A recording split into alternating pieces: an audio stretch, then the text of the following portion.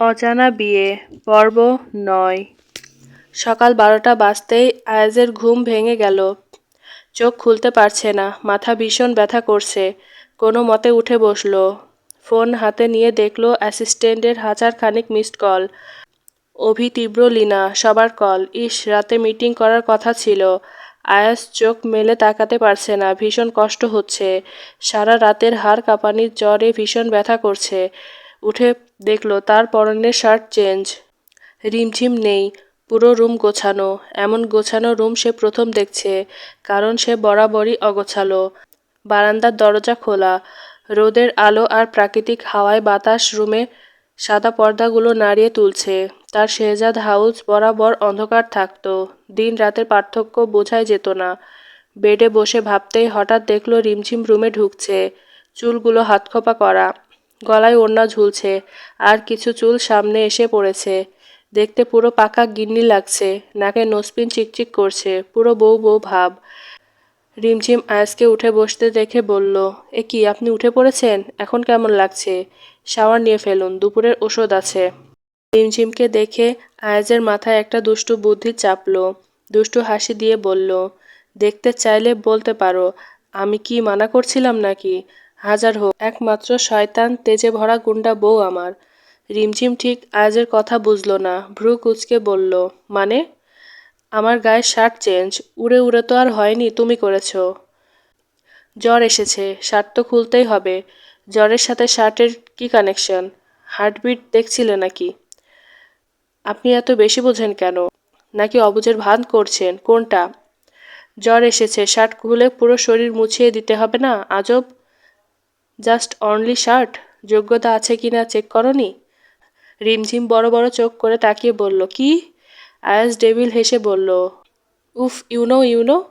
আয়াজের কথা ধরন ধরতে পেরে রিমঝিম তেড়ে গিয়ে খাটের ওপর উঠে আয়াজের শার্টের কলার চেপে বলল, তোরে আমি মেরে ফেলবো, কুত্তা, ছাগল, গরু, বান্দর, হনুমান, শালা সারা রাত ধরে সেবা করলাম, ঘুমোতে পারিনি।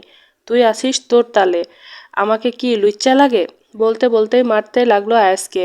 আয়াজ রিমঝিমকে থামালো না, ওর কোমর চেপে ধরে বলল, বউ এখনই মেরে ফেলবে? যোগ্যতা দেখিয়ে নেই একটু? রাখ তোর যোগ্যতা, আমার দেখানো লাগবে না। আয়াজ রিমঝিমের কোমর ধরে ওকে নিচে শুইয়ে দিয়ে চেপে ধরল। এইবার? রিমঝিম এইবার কেঁদে দিল, এমন ভাব, ফুপিয়ে উঠে বলল, আপনি আপনি অনেক খারাপ। আয়াজ ভাবলেশীন ভাবে বলল, আই নো, আমাকে বড্ড জ্বালাচ্ছেন। আয়াজ কপাল কুঁচকালো। রিমঝিমকে দেখে বলল, এইভাবে তাকাবেন না খবরদার। কেন, প্রেমে পড়ে যাবে নাকি? রিমঝিমকে ইমপ্রেস করা এত সহজ না। আয়াজ রিমঝিমকে নিজের কাছে আরো শক্ত করে ধরে বলল, রাইট নাও তুমি আমার কাছে বন্দি। আমাকে ছাড়ুন। আপনি নিজেকে কি ভাবছেন, বেশি হ্যান্ডসাম? মোটেও না। আপনার থেকে রিক্সাওয়ালাও সুন্দর আছে। আয়াজ অবাক হয়ে উঠে বসল। এই সুযোগে রিমঝিম উঠে বেড থেকে নেমে পড়ল। ধস্তাধস্তিতে চুলগুলো খুলে গেছে। আয়াজ হতাশ হয়ে বলল, শেষমেশ রিক্সাওয়ালা?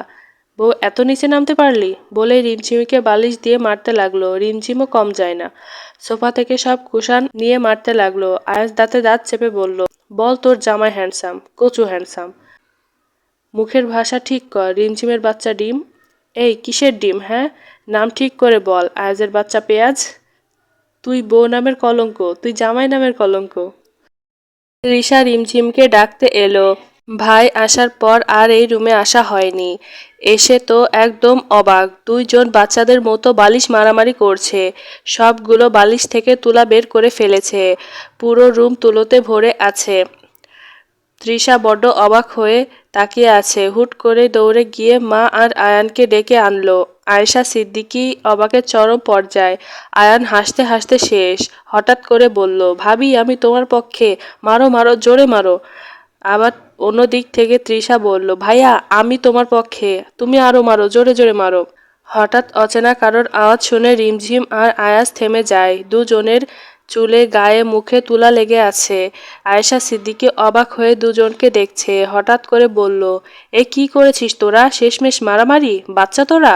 আয়াজ মাথা ফাটিয়ে কি বুড়ো থেকে বাচ্চা হয়ে গেছিস? আয়াজ মায়ের কথায় অবাক হয়, হতাশ কণ্ঠে বলল, মা আমি বুড়ো? তুমি জানো না কত মেয়ে আমার পিছনে লাইন লেগে ঘুরে বেড়ায়, তুমি আমাকে বুড়ো বলছো? ঠিক সময় বিয়ে হলে তোর বাচ্চার বিয়ে হয়ে যেত। থাক, আবার কিছু বললে বলবি মা খারাপ। এই তোরা চলে আয়। আয়াজ পেছন থেকে চেঁচিয়ে বলল।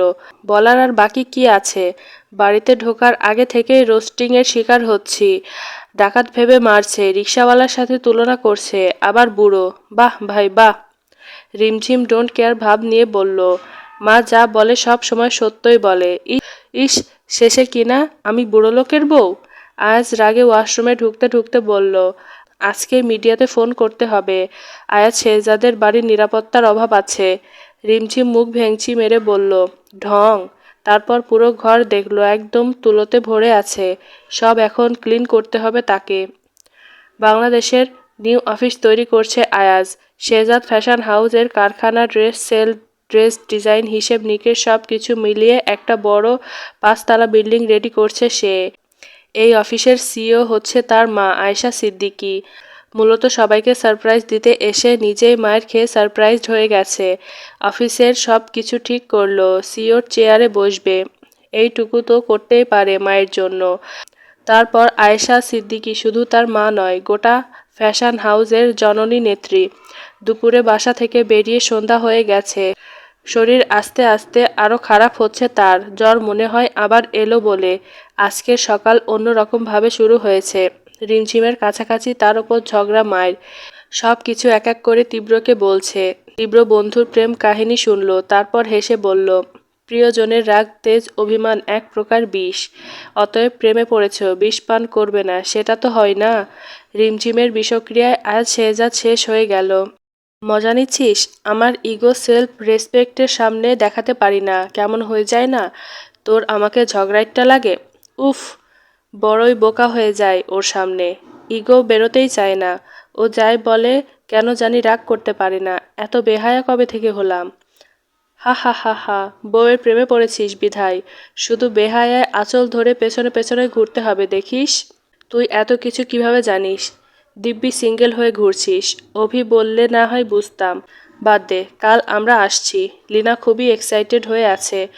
নতুন অফিসের উদ্বোধন তো দেরি আছে, তাই না? হ্যাঁ, অনেক কিছু বাকি আছে, মাত্র তো আসলাম, আরও মাস খানেক লাগবে। তীব্র ফোন কেটে দেয়। মুহূর্তেই স্ক্রিনে জ্বলজ্বল করছে একটা অত্যন্ত বাচ্চা মেয়ের পিক। খানিকক্ষণ তাকিয়ে থেকে বলল। তোমার প্রেমের বিষে বড্ড আক্রান্ত প্রিয়তমা। তুমি শুনতে পাচ্ছ?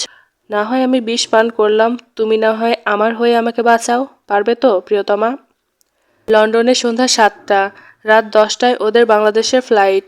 এদিকে লিনা এসেছে কিছু বাঙালি স্টাইলে 3 পিস ড্রেস কিনতে।